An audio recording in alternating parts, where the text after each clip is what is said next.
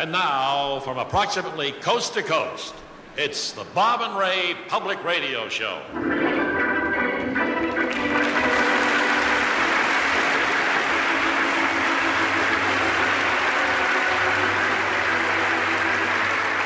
Thank you, and hi, everybody. It is the old Bob and Ray Public Radio Show. And this time from Carnegie Hall, of all places. And just to make sure that things go smoothly, let's see if all of the cast is here. Mary Magoon. I wouldn't be anywhere else, Bob. And I came all the way down from Putney, Vermont. No stocking gags now. all right, I won't. No. And Wally Ballou. Right. Yeah, good old Wally Ballou. He's on assignment, Bob, but we'll be calling him in later. Here's old-time announcer Kent Lyle Birdley. We may use you, Kent. Well, it's a pleasure to be here, Ray, and I certainly welcome sitting in front of these old microphones again. And Look, seeing on second thought, maybe you'd better get some black coffee.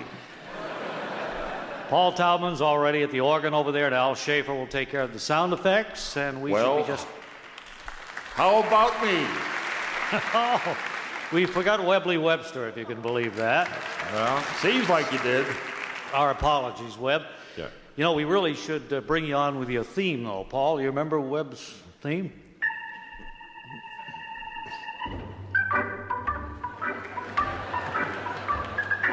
Hey, wait a minute. What kind of a theme is that? That makes me sound like from some kind of a hayseed or rube or something. Yeah, with apple knocker or hay something. sticking out of my ears.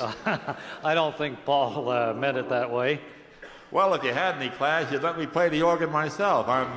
I'm quite a musician, you know. Well, I know you are. I'd forgotten. Why don't you run over there to the organ, and Paul, you can make room for Webley, and what are you going to favor us with? Well, I've selected one of the classics, Bob and Ray, one I'm sure you'll recognize, Jealousy. And it goes something like this.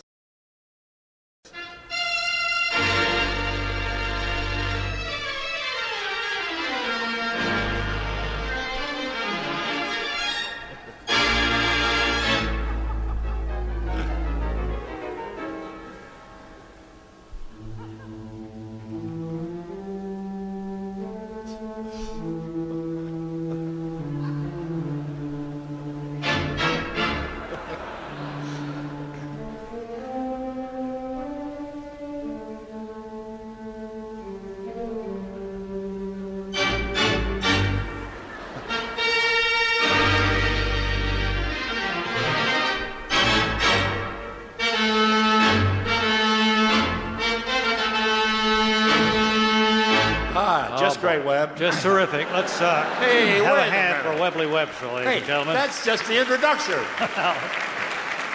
That's all the time we had allotted for you. 38 years, you never let me play Jealousy. I just get through the introduction and you always cut me off. Well, next time, maybe we can allow more time, okay? Okay. Well, let's see. Right now, wait a minute. Yes. We've just gotten word. Ace correspondent Wally Ballou is in Newton, Illinois, covering a human interest story there.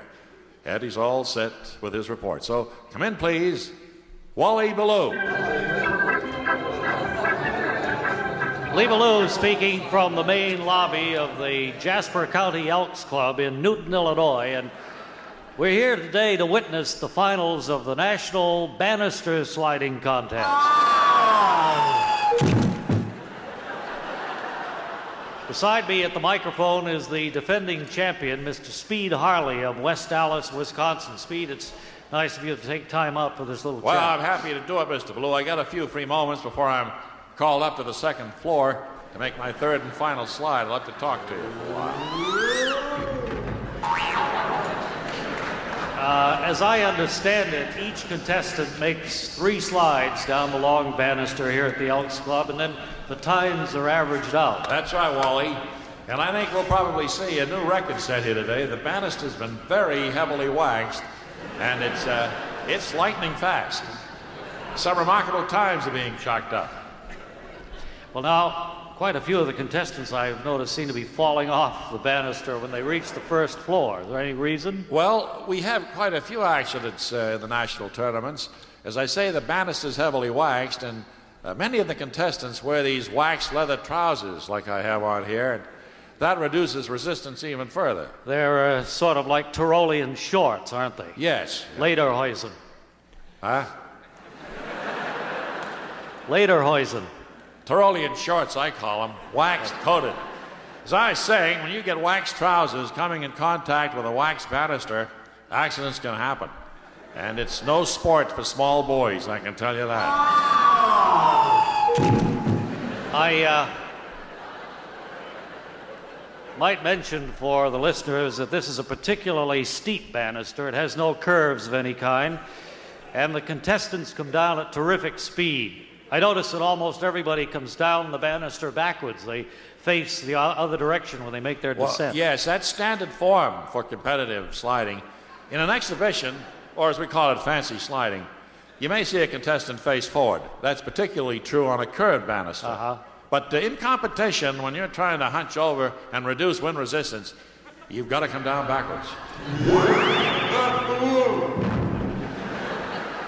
Well, you certainly seem to be an expert on the subject, Speed, and I presume you must have been sliding for many years, huh? Well, I began to slide just for the fun of it when I was a kid, Wally. I think most of us began that way.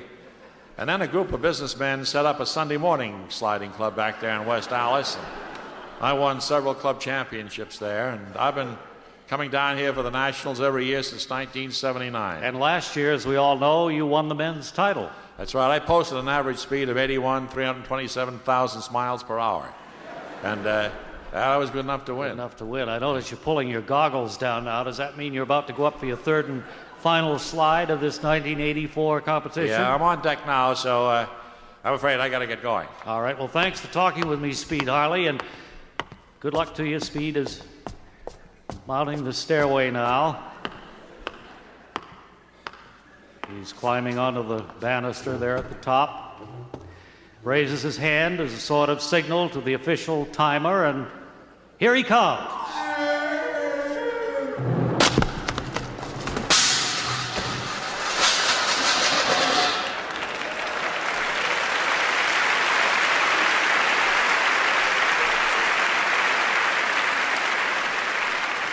Don't anybody touch him.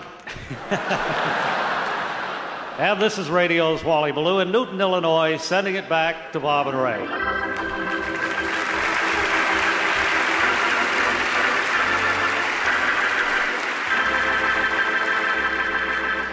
Once again, we've had our scouts searching the railroad and bus stations around the city for victims of misfortune who need a helping hand from our generous Bob and Ray organization.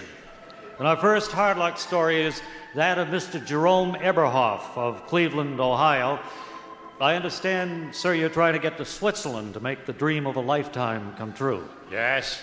I've taken lessons for 20 years now from one of the top yodeling teachers in Cleveland. And I'm convinced I'm ready to make my public debut, but I can't do it till I get to Switzerland. Because yodeling concerts don't draw much of a crowd in Cleveland, is that it? Well, not that so much. You can't get a good echo there like you do in the Alps. You see, every place in Ohio's too flat. You know, you yodel, and that's it. Nothing comes back. That must be frustrating. Oh, you said it. But I'm sure I've got what it takes to do classical concerts on the Matterhorn, but I can't get there to use my great talent. Well, you've touched us all, sir, and to help you out, we're giving you a fine mohair tuxedo with genuine satin lapels. Well, that's nice, but I don't see how it gets me to Switzerland. Use it in good health, that's all, sir. And here is our second hard luck storyteller, a lady, Mrs. Effie Barnhorst of Wenatchee, Washington. I hope I pronounced that correctly. Washington, yes.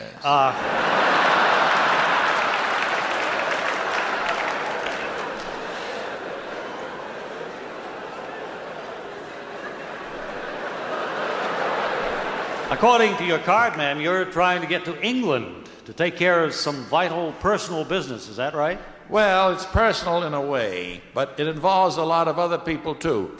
You see, I recently discovered that I'm the rightful Queen of England. So you want to go there and claim your throne, is that right? Yes. Oh, I've got nothing against the girl who's holding the job now, but I know my rights. Well, I don't know whether you have much chance. Well, you see, my Aunt Esther was married to a Cuthbertson, and his cousins were all in-laws of Queen Victoria on Prince Albert's side. So my late father really should have taken over when the Duke of Windsor abdicated. Well, you've painted a clear and a convincing picture, I'd say. And to ease your heartbreak in being unable to claim what's rightfully yours, the Bob and Ray organization wants you to have this high-quality blower for your coal furnace. It's from Mr. Paul of Pittsburgh. Well, I don't have a coal furnace at home. I imagine the one at Windsor Castle already has a blower if it needs it. You're entirely welcome, ma'am. And finally, here's a gentleman who wants to go to Monte Carlo to take part in a fishing tournament. Mr. Felix Worley of Elko, Nevada. No, it's not a fishing tournament. It's the World's Championship Go Fish tournament. Go Fish is a card game. Yeah, I've heard it. It's usually played by children, isn't it? Oh, I guess a kid might be able to learn the fundamentals if he was real bright. But it's a terribly complicated game the way grandmasters like me play it. Yeah. You see, we deal out the cards, and then I say something like, "Give me all your jacks." And if you don't have any, you say, "Go fish."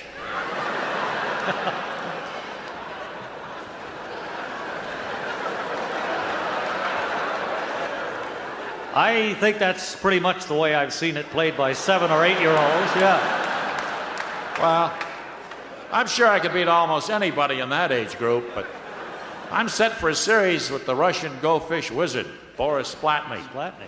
But I got to get to Monte Carlo where the tournament's being held. Well, it's tragic to hear of a person's dream about to be broken, but luckily for you, we can help. We have a lovely ceiling light fixture from Emmerich's Lamporama in North Platte, Nebraska for you, sir. That's nice, but I don't have a ceiling just now. I'm sleeping in the park.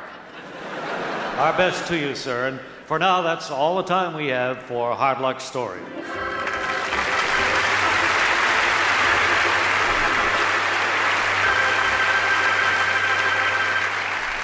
And now, Mushies, the great new cereal that gets soggy even without milk or cream, brings you another exciting story of adventures starring Tippy the Wonder Dog. As we look in on the isolated cabin of Grandpa Witherspoon today, we find that a hurricane warning has been posted throughout the valley. Gramps is lying on his cot with a blanket pulled up to shield himself from the approaching storm. Meanwhile, little Jasper stands in the front window watching the rain and wind mount to a furious intensity. Suddenly, the boy turns and speaks. It sure is blowing hard out there, Gramps. Well, consarn it all, I know it's blowing hard out there. The storm is going to smash all the windows in this house before that fool dog of yours gets back with the lumber I need to board them up. You don't need to have a moment's concern about that, Gramps. Yeah. Tippy's always at his best in time of disaster.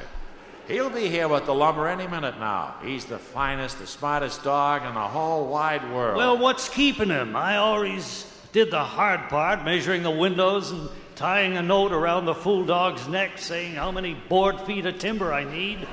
Well, I guess Tippy might have stopped just long enough to double-check your figures. But I know he'll be here soon. He's the greatest, the smartest dog in the whole wide world. Well, consarn it all, there was nothing to double-check but a simple column of figures, and I sent that fool dog to the lumber yard 3 days ago. Well, hey, I think I see him coming up the road now, Gramps. Here, Tippy! All right, where'd he put the lumber? I gotta get to work. Sorry, Gramps, that wasn't Tippy I saw. It was just the Charmant's Beagle headed home with a can of kerosene in case the electric lights go out. Consarn it all, every other dog around here can make it through an 80-mile-an-hour wind to do a simple errand, but that fool Tippy's probably taken cover in a hollow log someplace. Oh, for shame, Gramps. You know Tippy would never put his personal safety ahead of ours. Yeah, I don't know. He's the grandest, the smartest. Oh, hey, wait. I see him coming now. Here, Tippy. All right, consarn it all, hand me my rain slicker and I'll start boarding up the windows. Not yet, Gramps. That wasn't Tippy after all. It was only the little mixed breed of the Kippermans. He was headed up that way with a coil of rope to lash down their farm implements. Yeah. That mutt's not worth what it costs to feed him, but he's still a darn sight smarter than that fool Tippy. Oh, gee whiz, Gramps. You should have let your mounting fear cause you to say terrible things like that. Yeah. Gosh, Tippy's the swellest, the smartest. Oh, hey, wait. What? I see him for sure now, staggering up the path through the howling gale to save us in the nick of time. Come on in, Tippy. That's a good boy. Oh, what a good boy. All right, consarn it all, where'd he put the lumber? On the porch? He didn't bring any lumber, Gramps.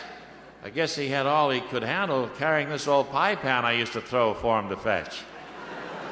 I'm gonna whirl that fool dog around by his tail and send him flying into the next county. No, wait, Gramps. Don't you understand? What? Well, Tippy's trying to show us that we can use this old pie pan for a rain gauge.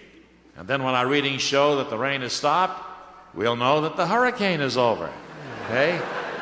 Boy, gosh, it really took some clever thinking for Tippy to solve our problem that way. But it's just like I told you, he's the brightest, smartest dog in the whole wide world. Today's fantastic story of adventure has been brought to you by Mushies, the great new cereal that gets soggy even without milk or cream. Join us again soon for more incredible action starring Tippy the Wonder Dog.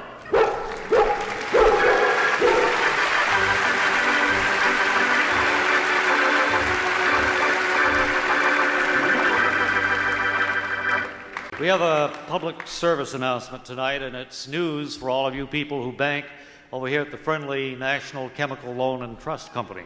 Several of the bank's branches have been moved, friends, and would be obliged if you'd make a notation of these switches. First, the 79th Street branch of the bank has been moved to 147th Street.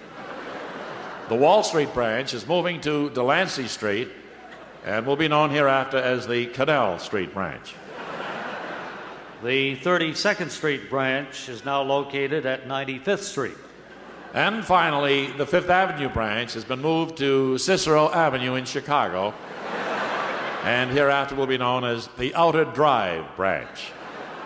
Now, there's only one small problem that this all presents, and we feel it can easily be overcome with a little help from you. The folks at Friendly National Chemical Loan and Trust have lost the records of the bank. The records of your deposits and withdrawals. Now, if you could come in to our main office at the corner of 57th and 11th and tell us honestly how much you have in there, we'd be much obliged. We'll take your word for it. Sounds like a big problem, but it isn't really if we all play fair and are honest about it. Thank you very much.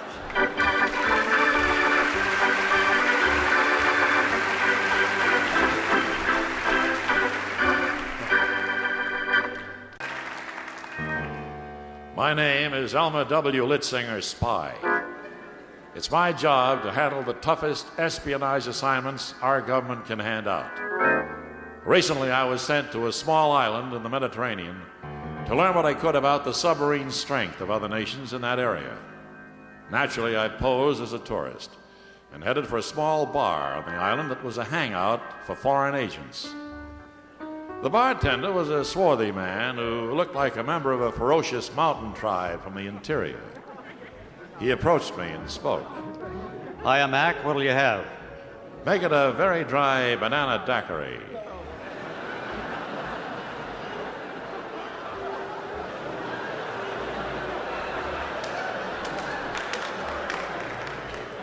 Coming up.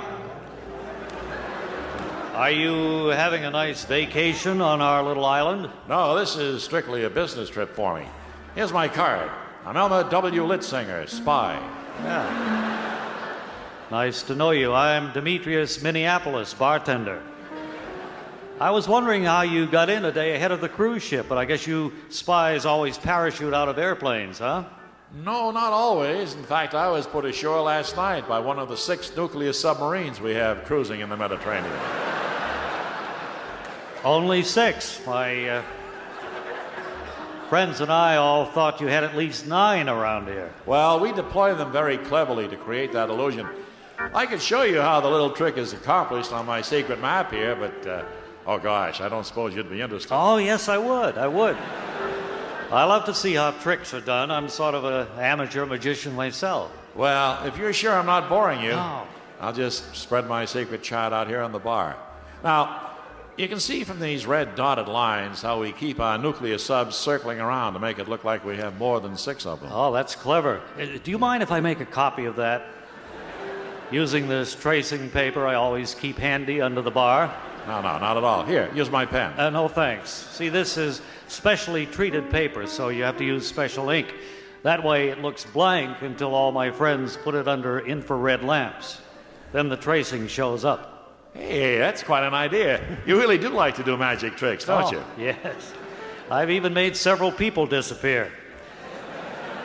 Incidentally, are you sure this map's accurate? It doesn't show any of your subs over in this part of the Mediterranean between Italy and North Africa. Well, there's really no need to have any over there. It's impossible for a potential enemy to stir up trouble in that area. Well, actually, that doesn't happen to be true, but I'll trace the map the way you've got it anyway. You know, it's too bad my friend and colleague, J26, hasn't arrived yet. He could loan you his sensitive camera to take a picture of that map, so you wouldn't have to work so hard tracing. Well, as it happens, J26 flew in yesterday, and I've already got his camera, but I prefer a full-size tracing. It seems strange that he'd loan you his camera. He's under strict orders to keep it on his person at all times. Well, he was a little reluctant to give it up, but I can assure you he won't be needing it anymore. He's at the bottom of the ocean, about 10 miles offshore now. Oh, well, then that explains why he left his camera with you then. It's not designed to take underwater pictures. And if he's out at sea enjoying himself, that must mean he's completed our assignment here. So I'll just file my report with Washington saying, mission accomplished by Elma W. Litzinger, spy.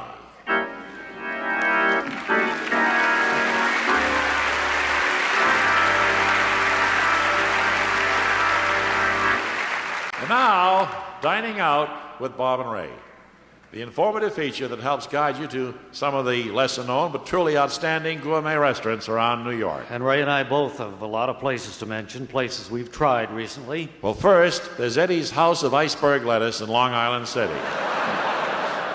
It's one of those little places that only serves one dish, but really does it well. Which I presume is iceberg lettuce. That's right. But it's available with several different kinds of dressing, all available at any supermarket. Now, I recommend you do what I did to sample the pure lettuce taste. Order the jumbo bowl plain with crackers on the side. It's only $4.50 if you take advantage of the early bird prices before 6 o'clock. I found an unusual place in Forest Hills this week. I was looking for a restaurant that I'd heard about that features Tibetan food, but I couldn't find it. I'd heard there's quite a large Tibetan colony out Forest Hills way. Yeah, they always seem to settle wherever there's a well-known tennis club. I know they have the same situation around Wimbledon. Anyway, place I found features Eskimo cuisine. And you had the special? Yes, the entree was whale blubber at $12.95. Anything come with that? Vegetable or something? Yeah, you get a small side order of moss at no extra charge. And for atmosphere, they keep the place at an even 25 degrees. See, here's an offbeat spot. The Waiters Union Practice Hall over on 10th Avenue. Oh. Isn't that where you get a discount for letting apprentice waiters practice serving you? Yeah, and a great spot for the budget-minded. Now, I had a veal cutlet with mashed potatoes and peas for only $2.95. Wow, cheap enough. Was it top grade cutlet? Oh, I couldn't say. It fell on the floor while I was trying to serve it. He seemed nervous. Well, they all did. One student who was practicing to be a head waiter was particularly unpleasant. Well, I guess they have to learn that before they can go out on a regular job. Well, he admitted that. I tipped him $5 to give me a good table, but he said he had to put me back by the kitchen door because he needed the practice. Mm-hmm. Now, Have we covered everything? I think we have just one more dining out tip, a place we both know well, Ray, the Little Bit of Honduras Bar and Grill. Oh, boy. Is that right? Now, we'd never visited a Honduran restaurant before. In fact, all I know about Honduras was that it produces more bananas than any other country in the world. Which is why that's probably the only food served at the Little Bit of Honduras Bar and Grill. Of course, there's no need to maintain a kitchen staff when there's nothing on the menu but bananas. So the money that would normally go to cooks and dishwashers can be spent on additional waiters. Right. And it only takes a short time to prepare a banana. They push a little tea cart up to the table loaded with all kinds of bananas, green, yellow, yellow with brown speckles, brown starting to turn black. And then you make your own selection, and they peel it for you. Right then and there. Well, there you have a few of our latest findings in the great restaurant world that is New York City. Well, next time we'll highlight, among other spots, Bernie's Push Cart on the Green. That's up in Central Park. And for atmosphere, the Walk Up Flat Cafe on the 6th floor of an old tenement building just a few blocks from here. So we'll see you the next time for more tips on dining out with Bob and Ray.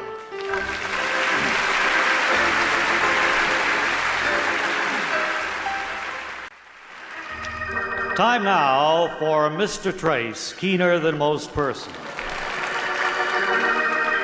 Tonight, the surly old investigator takes from his files the case he calls the overdose of very fatal poison murder clue.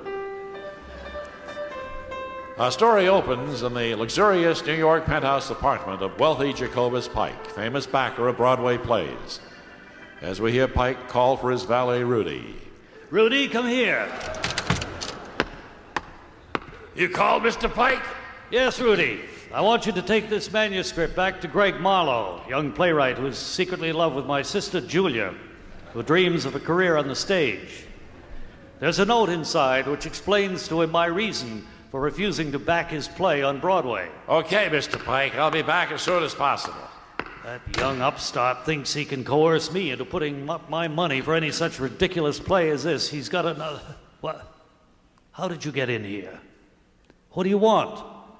No, don't shoot me with that gun you're holding. I'll do anything. Don't come any closer. No. Oh, you've murdered me.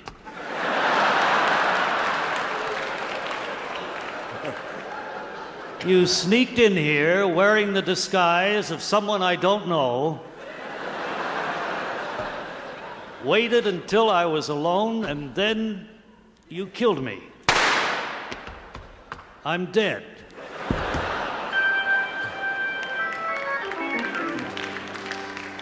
Several hours later, Mr. Trace, keener than most persons, and his assistant Spike Delancey are at the scene of the crime, interrogating the suspects in the case.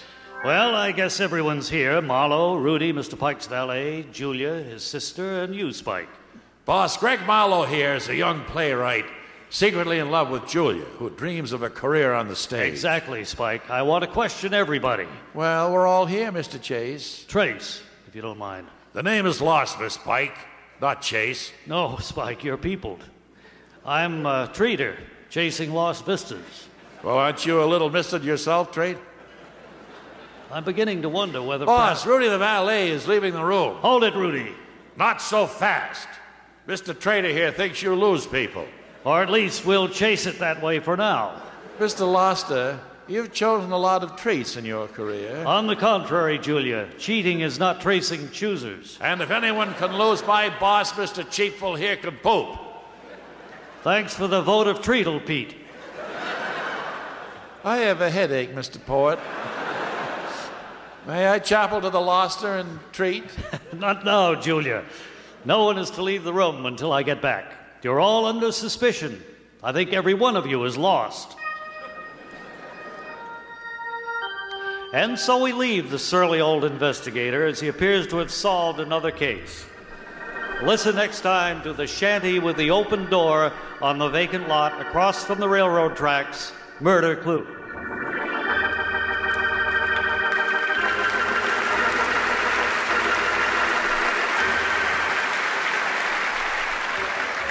Well, on that note of high excitement, it would appear that the time has slipped away on this Bob and Ray show. and we must bid a sad farewell. Well, we know we'll be back before long with another one, and we want to thank our musical director for his help, Paul Taubman, the Wizard of the Wurlitzer.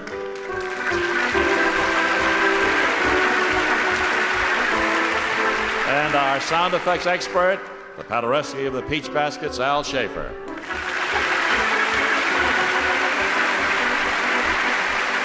And now imagine, if you will, that the applause sign is turned on right after we say, This is Ray Goulding reminding you to write if you get work. Bob Elliott reminding you to hang by your thumb.